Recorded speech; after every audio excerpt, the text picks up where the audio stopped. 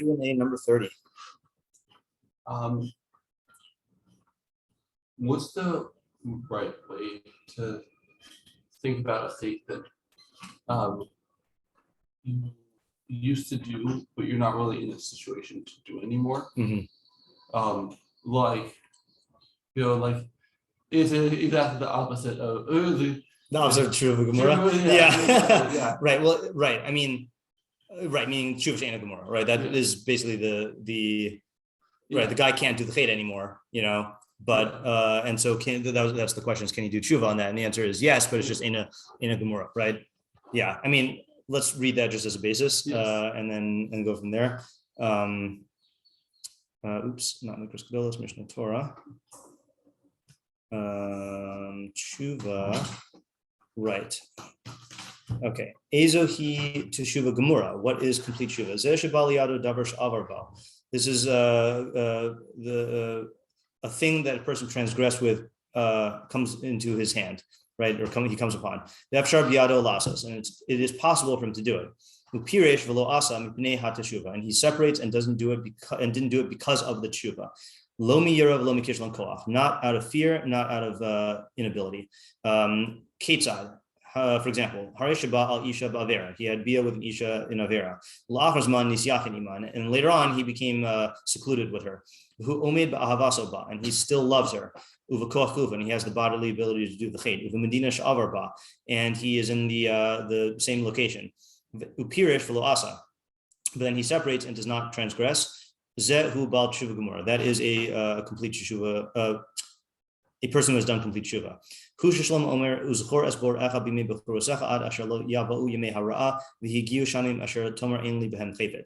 is what Shlomo said in Koheles 12:1. Remember your creator in the days of your youth, before the bad days come and the years arrive, that you'll say, I have no desire in them.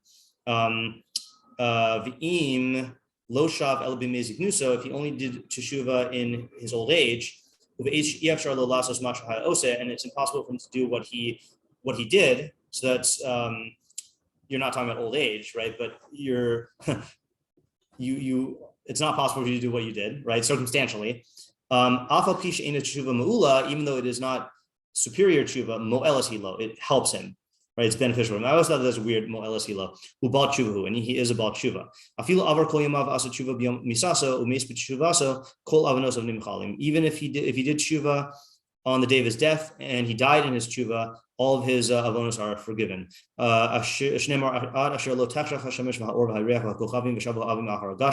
In the next pasuk in the Koheles, it says, before the sun has darkened and the light and the moon and the stars and the clouds have returned after the rain. Shehu Yom HaMisa, which is the day of death. This implies that if he remembered his creator and returned in teshuvah before he died, then he is forgiven.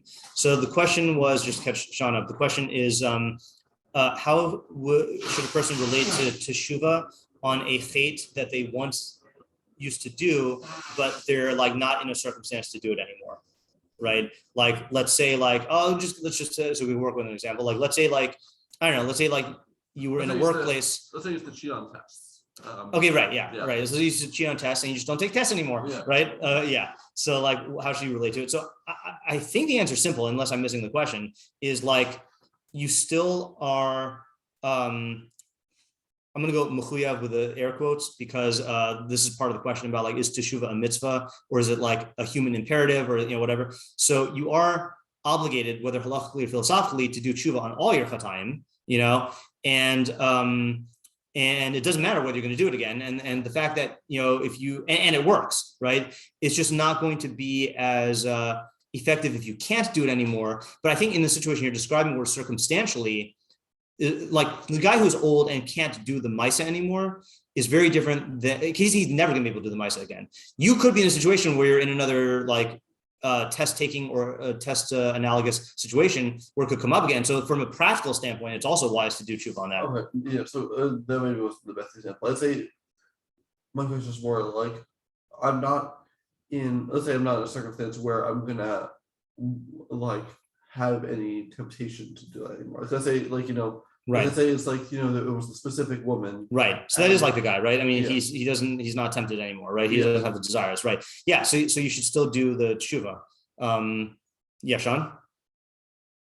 Yeah, how much is Teshuvah dependent on the specific action versus, let's say, the midah that is contributing to the specific action?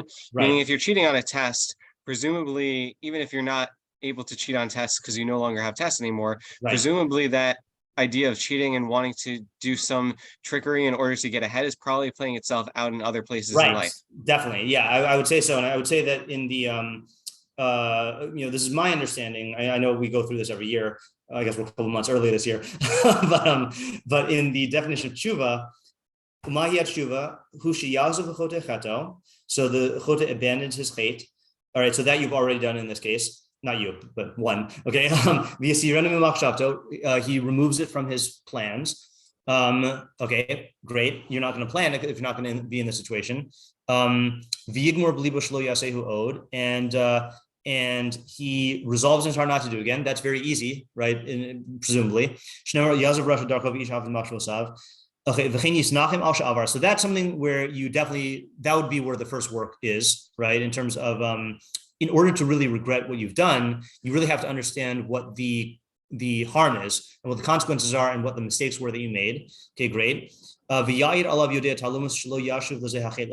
every year I have the question, and then every year I get an answer, and I don't remember what this year's answer is, but God testifies, you call God as your witness, the one who knows hidden things, that you will not return to this chait again. So that's the step that I think really needs to be addressed here in this type of teshuvah. Like, okay, fine, you don't have the desire to do it anymore, or you're not taking tests anymore, but wherever that hate stemmed from within you, can you really testify to God that if you were, in this situation again, then you wouldn't have it again? Or let's say the hate was tied to a specific woman, but the way that psychology works is that attraction comes from certain features of your psyche. So it might have attached to that woman in a particular way, but if you fall in love with another woman, that could be coming from the same sources, So I think that's where the teshuvah has to be done. And I think you should do it. And I think the challenge is, it is harder to do the teshuvah it's easier and harder, right? It's easier because you're not in the throes of the temptation, but it's harder in the sense that the yetzer is dormant in that area. So it's harder to actually do the work of that teshuvah, but definitely should be done. And then in terms of what Sean was asking about, here the Rambam is not talking about mitzvos, but then in Taryag Zion, he does explicitly talk about teshuvah on mitzvos of al tomar she'ein hateshuvah ela me'aveiros sheyesh behen ma'aseh. Don't say that a teshuvah is only on aveiros that involve an action, znus v'gezel u'gneva, like promiscuity and robbery and theft. Kishem shetzarich adam lashuv me'elu kahu tzarich lachapes b'deos ra'os sheyesh lo v'lashuv mehen. Just like a person does teshuvah from those, needs to do teshuvah from those, so too he needs to do to search his bad mitzvos, sheyesh lo, that he has, lashuv mehen, and to do teshuvah from them. Mina kas, mina evil, mina kino, mina tafrus, mina hitul, mina redivas amamon, v'hakavod, mina redivas amahalos, v'kios mehen. Like anger, enmity, jealousy, competition. I always forget what hitul is. I think not seriousness, like lack of seriousness. Chasing after money and honor and chasing after foods and other stuff. You need to do teshuvah from all of them. Those avonos are harsher than the ones that involve an action. So when a person is steeped in those deos, it's hard to separate. I think the emphasis is on the darko.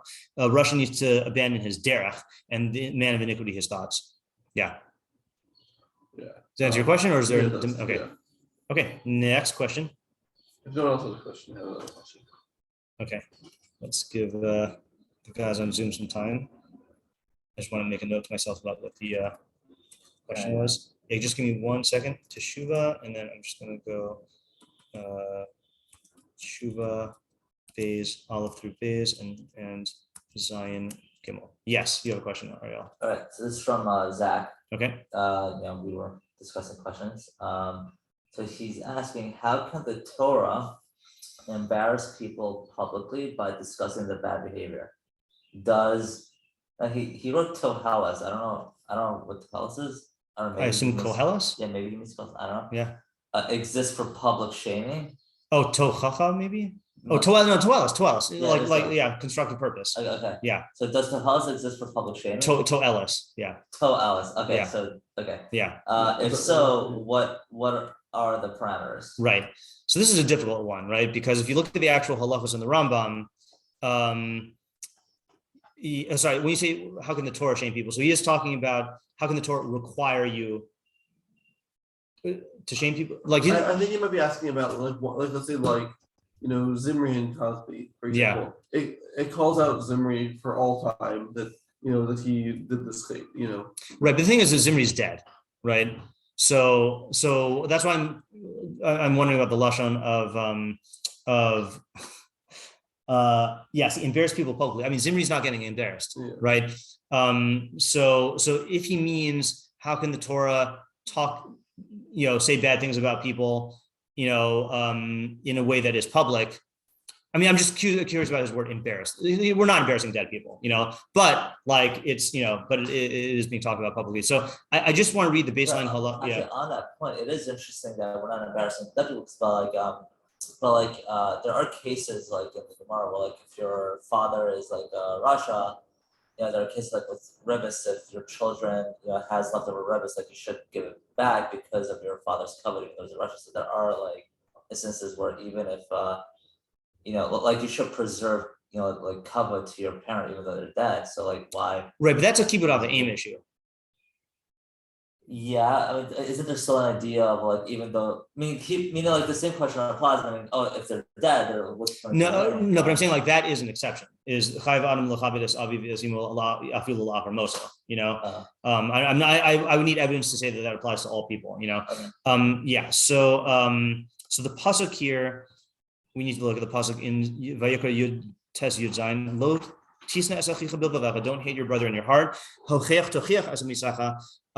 You should surely rebuke your fellow, a member of your nation, and do not bear a sin upon yourself, right? So the halacha in the Rambam is haroe chavero shechata o shehalach b'derech lo tova.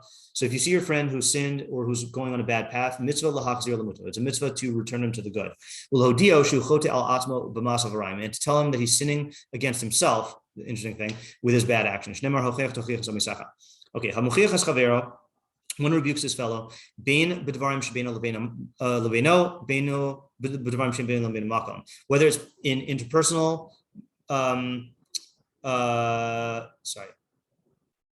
whether it's interpersonal matters or whether it's between man and God, you need to rebuke him privately. And you need to speak with him gently and softly. And you need to inform him. And you're only telling him this for his good and to bring him into olam haba. If he accepts, great. And if not, you rebuke him a second and a third time.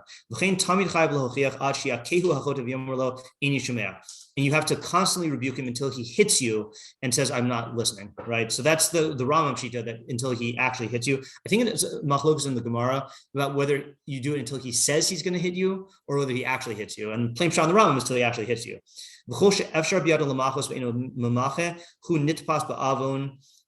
I never know how to punctuate this. So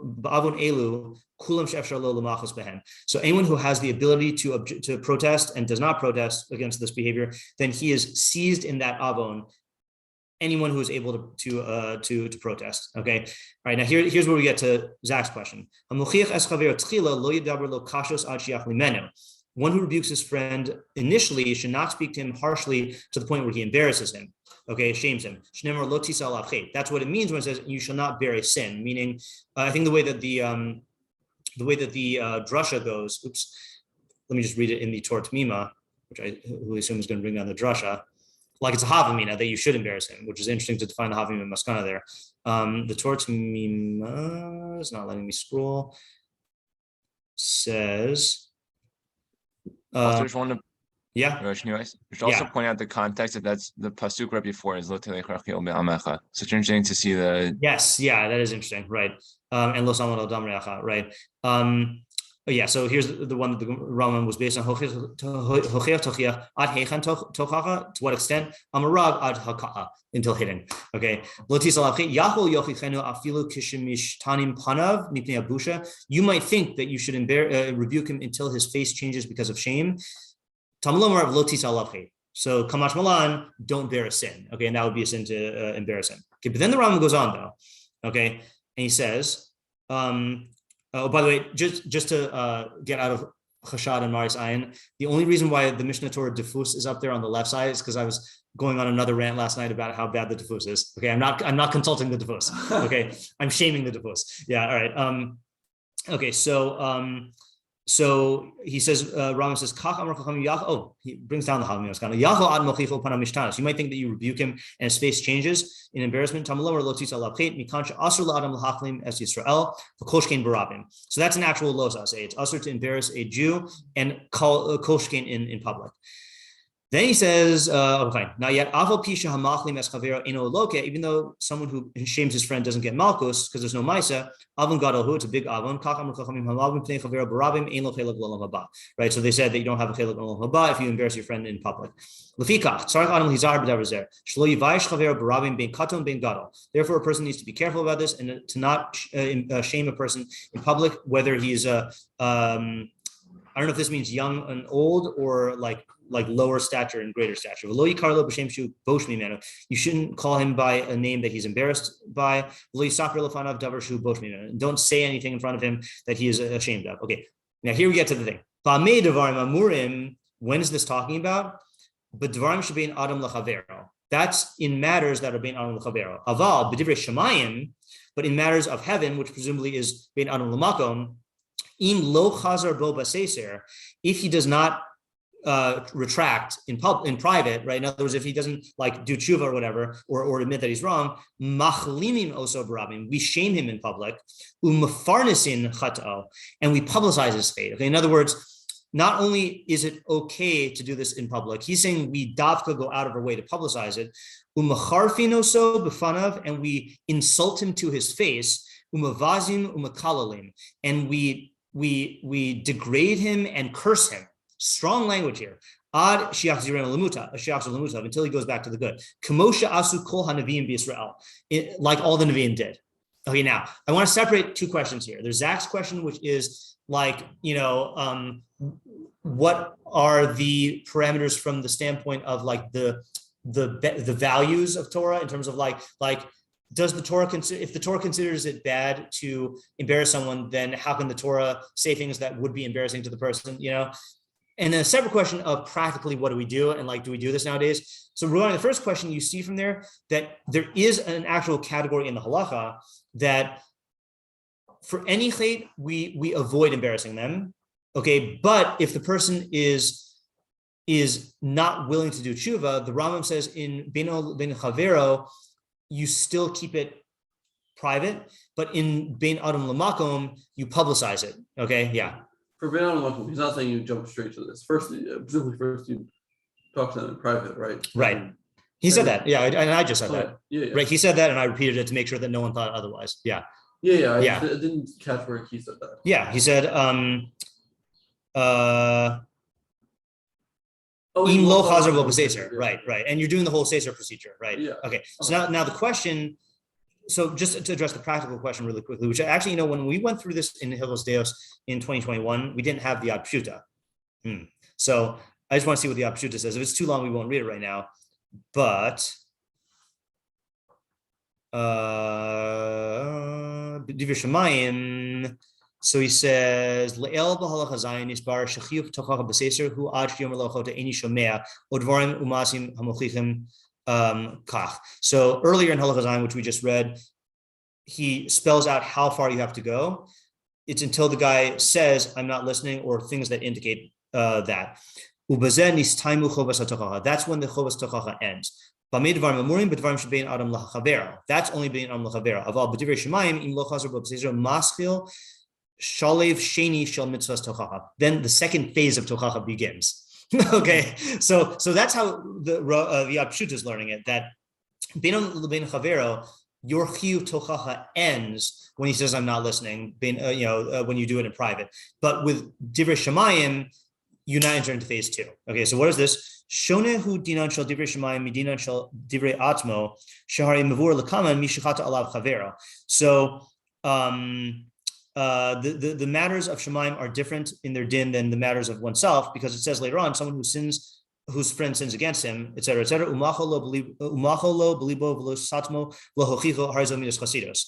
So someone sins against you, and you forgive them, and you don't bring it up, and you don't rebuke him. That's midas chasidus. So you see, like if you sin against me, and I forgive you, the Rambam implies I don't have to rebuke you. Okay, like it's my kavod, presumably. Not so in divrei shamayim, like the Rambam says in Rotzeach Yugim Yudalid. Okay, so there he says, how can one Jew hate another? Right? It says, you may not hate your brother in your heart.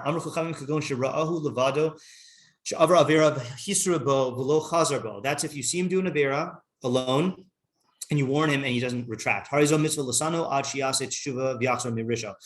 obligated to hate him until he does teshuvah and returns from his wickedness. However,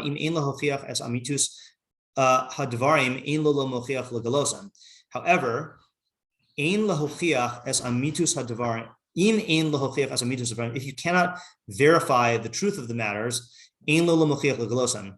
then the mochiach should not publicize them. Mitzvah l'sanoso, and it's mitzvah to hate him. Aval im nikarim divrei emes ki az ein lishmor hasina belev ki im machlimin oso. That's got to be oso barabim umfarnasin cheto asher lamutav. Okay, I'm not sure what that means. I think I might have misread this. Im ein lahochiach es amitus. See, lahochiach means to rebuke or to verify. So that's why since he says mitzvos Brian, it sounds like he's saying if you can't verify the matters, then the mochiach should not reveal them. But it's a mitzvah to hate him. But if im nikarim divrei emes ki az ein lishmor hasina belev ki im machlimin oso barabim ufarnasin cheto achshiyach mutav. I'm not sure what he's getting at there. Yeah. Okay. So this is. I think this is too long for us to do in a Q&A. So let me just address this. The practical concern from my own understanding here is clearly we don't do this anymore, right? And not that you bring proof from what we do and don't do, but like my sense is that this type of thing totally backfires nowadays. And the analogy that I always use is like if you are in a in the military, or at least the American military. Then like there is a culture where any infraction is called out in a very harsh way, and then immediately people get in line, and they want that because they don't, even if it feels bad, because they don't want to be out of line. So in a world where people relate to halacha like this, either in general or in specific areas, let's say like you're in a kashrus industry, and like you see someone who like inadvertently like does something that is a violation of kashrus, they want to be informed of this, and like even if there's like stubbornness, like the culture lends itself to that.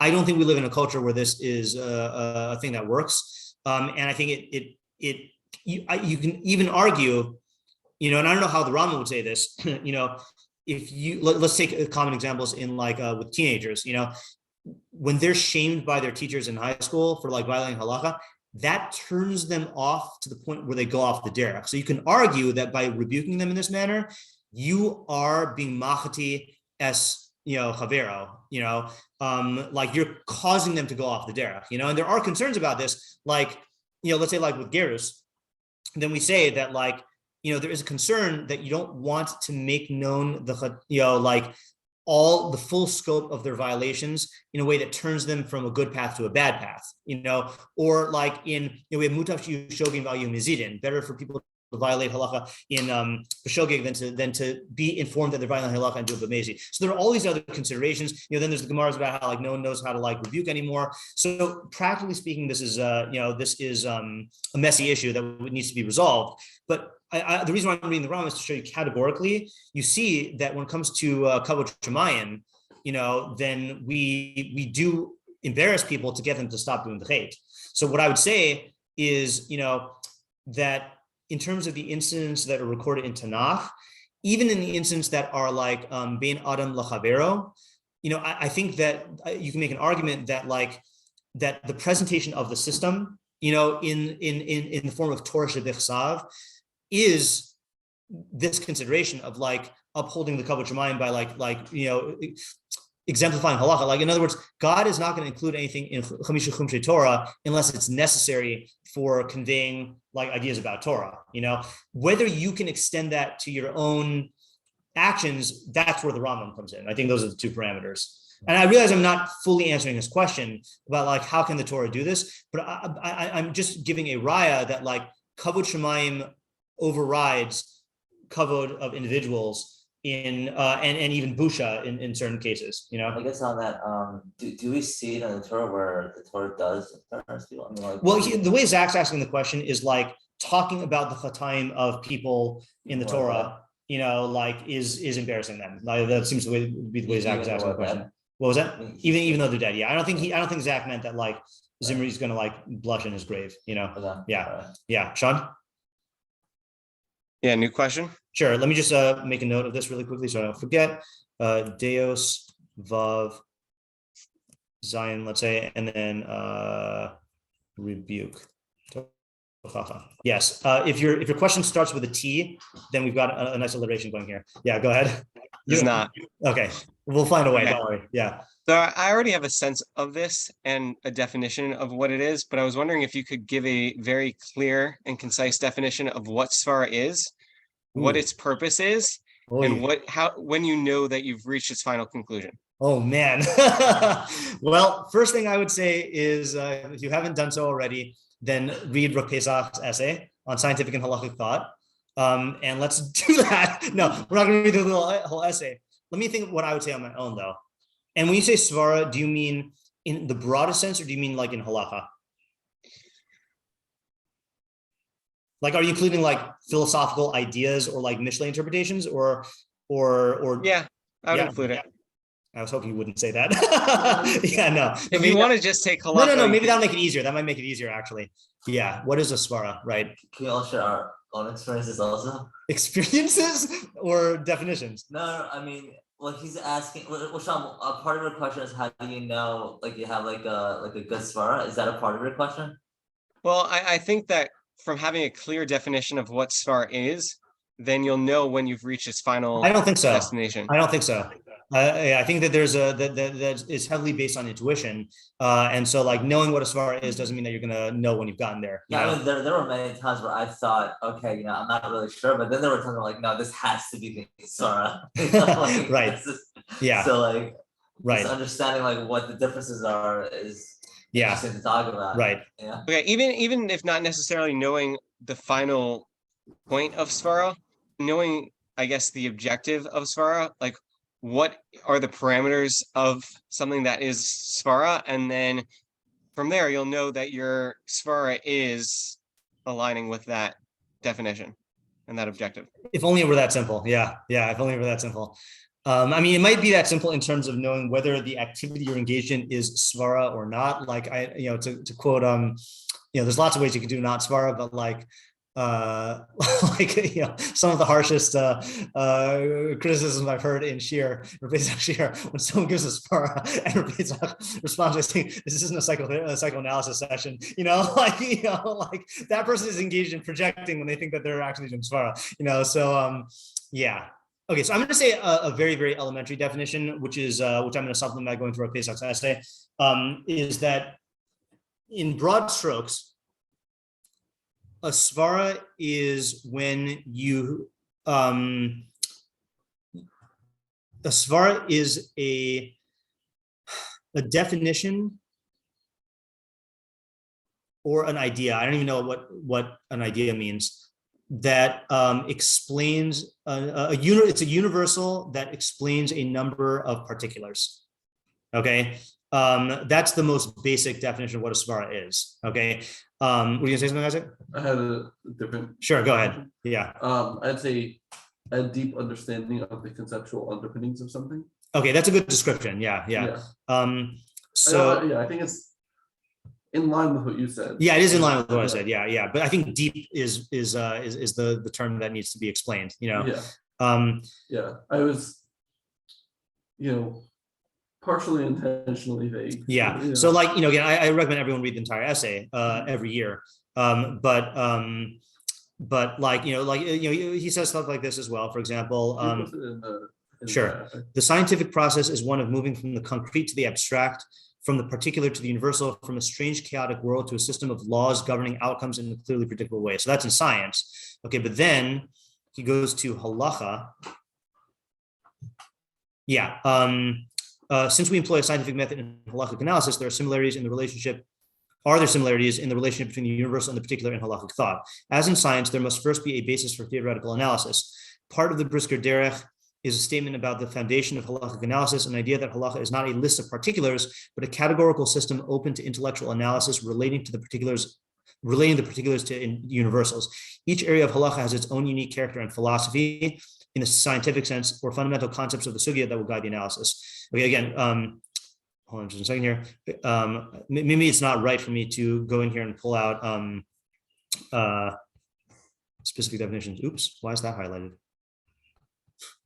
Awkward. Before. What? Before. Hold on just a second here. Yeah, I wanted to get to this thing at the end here. Yeah, see, okay, this is going to get to your question of like, how do you know? Okay, so he's talking about how people talk about beauty being a mark of truth. Okay, like the beauty of a svara. So Rav Pesach says, I've seen many try to impress upon others a different beauty of their ideas as a basis for acceptance. But this is more in the nature of drush than halacha. To be sure, there's a place for drush, but it is a completely different art from the halachic definition. See, this is why I'm also asking, like, how much of this is universal and how much of it is talking about just in halacha. Much more liberties are taken in the speculative art of drush, and a slight turn in language may be the foothold for a rich and elaborate proposition. Not so in halacha. And here's the point. Every idea must be shown to be necessary and firmly based in the facts of the sugya. Drush is essentially philosophical ideas tied to a source, while halachic definition is the explanation of the halachic structures themselves. To put forth an idea with scant halachic justification, but a natural attraction as the basis of a halachic halachic idea is to confuse the two and come away with neither. In reality, this approach relies not on the beauty of halachic structure, but on the impressive feat of tying together many particulars by association, of creating a grandiose thematic scheme from an idea that leapt fully formed from the mind of the Maggid. So this is the danger, that just because you can tie together a bunch of particulars with a theme or with an idea doesn't mean that that's svara. That might be drush. This is the tricky thing.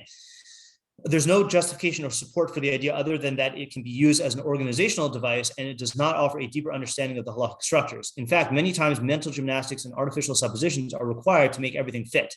This is really the antithesis of proper methodology, making superficial connections without ever precisely defining a structure. The shir is a tour de force of bekius and imagination, but not definition.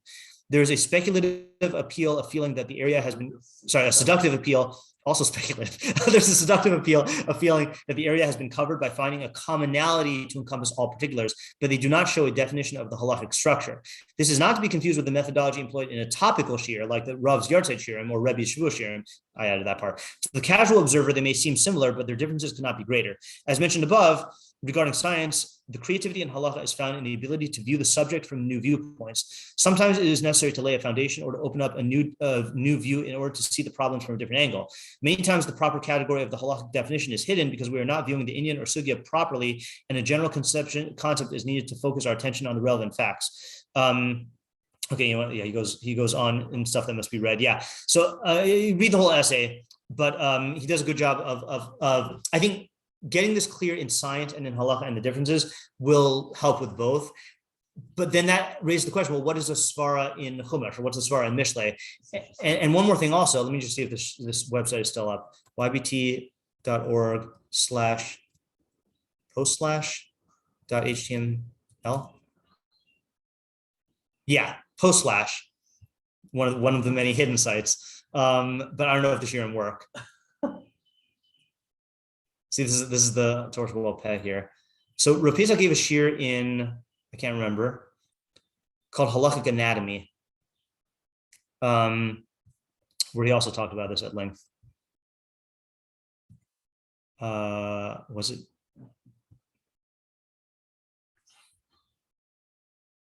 Okay, I can't find it. It would be a tragedy if these shirim are not up anymore. Yeah, I don't know. And then someone told me that he gave shirim fairly recently, like within the last 4 years or so, on definition versus Svara. Yeah, didn't he write an essay on that? Oh yeah, he did write an essay on that. Okay, so maybe read that essay also. I'll see if I have a copy of it. Yeah, I'll see if I have a copy of it to send. But it's not an easy thing. I mean, and especially, I mean, yeah, it's and this question touches upon not just methodology, but almost epistemology of what is knowledge. So I feel very out of my depth. I think I used to think that you can just define a svara, but I don't know. I'm sure one can, but yeah. I have a related but different question. Sure. I'd say, what's the role of drush in halacha? Okay. Assuming the person is very aware that it's not svara. Yeah. Let's say the reason why I'm thinking about it is I have a chavrusa where we're trying to we're going through different mitzvos and trying to at least understand some amount of the philosophical underpinning of the mitzvah, but we're not doing, let's say, in-depth svara of all the particulars of the halacha. Right. I guess it's more just confirming that there is a place that there is a place of that. Right. What I mean? Yeah. So the clearest way I can explain this is Ring of Three Wishes. Yeah. Is the Rambam at the end of Me'ilah says it is proper for a person to contemplate the laws of the Holy Torah and to know their ultimate idea. Okay, that's how I'm translating Sof Inyan according to his ability. If he doesn't find a reason and use the word ta'am and doesn't know a cause, an ilah of something, it should not be lighter in his eyes, nor should he break forth to ascend to Hashem, lest he burst forth against him, nor should he think of it as a mundane matter. Okay, so he uses two words for ta'am and mitzvos, ta'am and ilah. Okay, and my question here is what does he mean by ta'am and ilah? So I think at the end of Temura is an answer. The Rambam says, even though all the chukim of the Torah are scriptural decrees, as we explain at the end of Me'ilah, it is possible to contemplate them. Anything for which you can give a ta'am, you should give a ta'am. Okay. The early sages said that Shlomo Melech understood the majority of ta'amim for all the chukim of the Torah. So my understanding here is that an ilah, let's see if I wrote this. Yeah. So I said, the term ilah refers to the final cause of the mitzvah, the reason why the mitzvah exists, and without which the mitzvah would not exist. Okay. In contrast, the ta'am of a mitzvah refers to a benefit that emerges from the mitzvah, but is not necessarily the reason why the mitzvah came into existence in the first place. Okay. So for example, Vasisa ma'ake legagecha v'gomer. Okay. I got to look that up. Ma'ake legagecha. The Torah says, yeah, in Dvarim Chaf Beis Ches, Kisivne Bais Chadash ve'asisa ma'ake legagah. When you build a new house, make a fence for your roof. V'lo tasim damim beveisecha ki yipol hanofel mimenu. And do not place blood in your house when a person falls from it. Okay, so the ilah of this mitzvah, the reason why this mitzvah exists, is to prevent people from falling. Okay, so that's definitely an ilah. Right now. You could say that there are also ta'amim, right? That there are benefits that emerge from this mitzvah that extend beyond that. So, for example, there are cultures in which, there's philosophy of architecture, right? There's values in architecture. So, in certain societies, aesthetics are a big part of what makes a building good or bad. Okay, and other things, let's say now there's an increasing awareness that accessibility, that having it used to be that having a wheelchair ramp was a luxury or an extra. Now it's being viewed as a standard feature because of a common respect for people who can't access things in other ways, right? So you could argue that Ma'ake L'Gagacha is building the philosophy of shmiras nefesh v'aguf into the very architecture of houses in Klal Yisrael. That's instilling a midah or a value. The third category, the reason why I call this 3 categories of mitzvos, is there's also what the Rambam has as a remez. Okay, and the example that we know is the shofar. The shofar is saying, wake up, you sleepers from your sleep, and you slumbers from your deep slumber. Okay, or mikvah, where he says that when you, I'll read this one because it's less known, it is clear and evident thing that tuma, halachic impurity, and tahara, halachic purity, are scriptural decree. They're not matters which are dictated by common sense, but are included in the chukim. Likewise, tevila, ritual immersion from tuma, is included in the chukim. Since tuma isn't mud or excrement such that it would be removed by water, but it is a scriptural decree, and it is a matter which is dependent on the intention of the heart. Therefore, the sages said that if a person immersed but didn't intend to purify himself, it is as if he didn't immerse. Nevertheless, remez yeshbo, there's a remez in it. Just as one who intended in his heart to be purified, and once he immersed, he became purified, even though nothing changed in his body, so too one who intends to purify his soul from spiritual impurity, namely the thoughts of iniquity and bad character traits, once he resolves in his mind to separate from those counsels and brings his soul into the waters of knowledge, he becomes pure. Thus, this is as it says, I will sprinkle pure waters on you and you will become purified. From all your impurities and from all your filth, I will purify you. So that's like a symbolic idea that is built into the structure of mikvah, not symbolic in the bad symbolism sense, but in the like bringing to mind philosophical ideas. So those are 3 types of reasons for mitzvos. And the key is that you need to know what you're doing.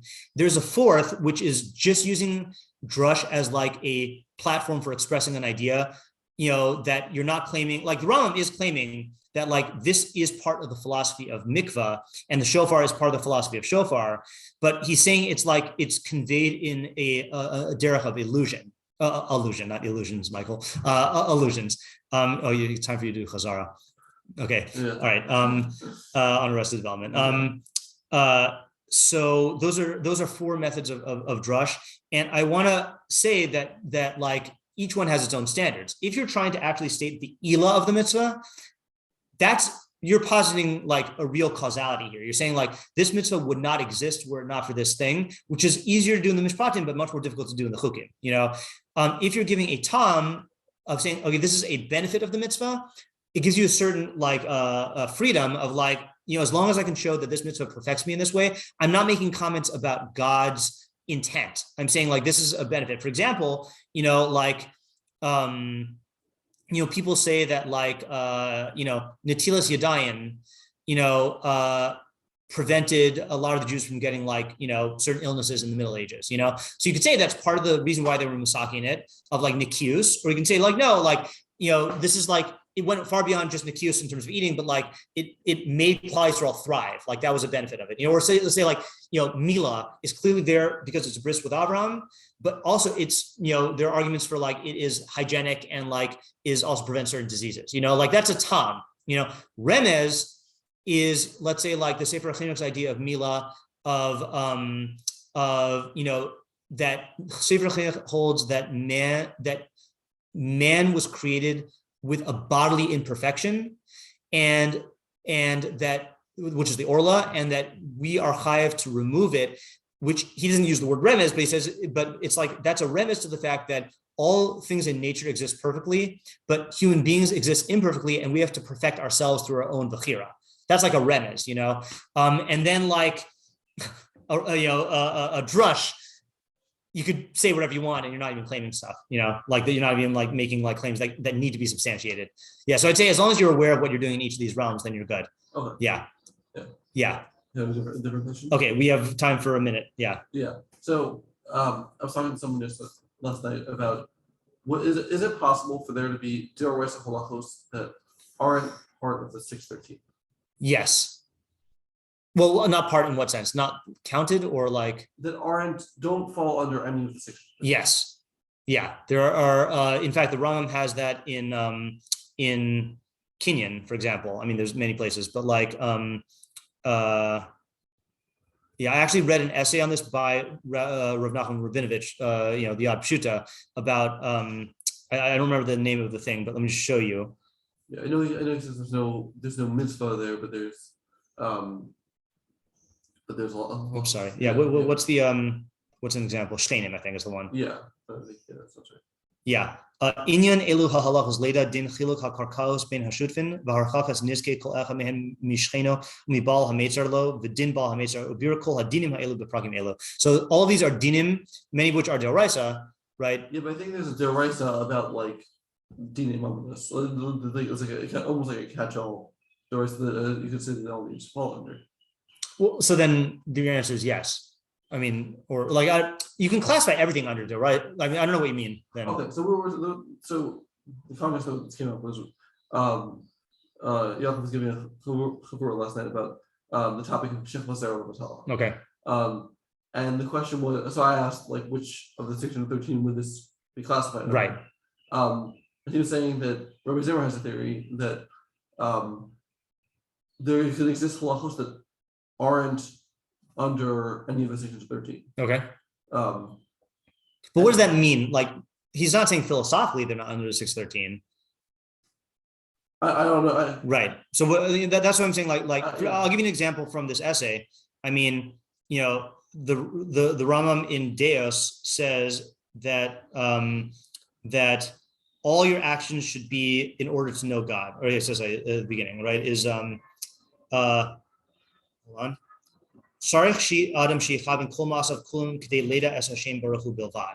Everything you do should be to know God. Now, is that under a deoraisa or not? You know, so you can say, well, the fact that he's putting this in Hilchos Deos under Halachta B'dracha means that it's under that. Or you say, no, like this is an overarching value of the Torah that mandates you acting in a certain way, but it's not mandating it via halacha, you know? Yeah, well, if it's not mandating it via, well, it is mandating it. Sorry. Yeah. Well, I would say, is this a halacha or is it? It's a halacha. Hilchos Deos. I'm serious, Yeah. right? Like, so not all halachos fit under the not all the Ram's you know, halachos katanos fits under like halachic stuff. The answer could be yes or no based on what you want. Like, so like you need to, I guess, formulate the question more clearly in order to know what you're asking. You know, yeah. All right, but the essay will be good. If it's short, I can make you a PDF. But yeah, okay. Let's stop for today because we're already over time. All right, thanks for coming and have a good Shabbos, guys. Shabbos. Shabbos.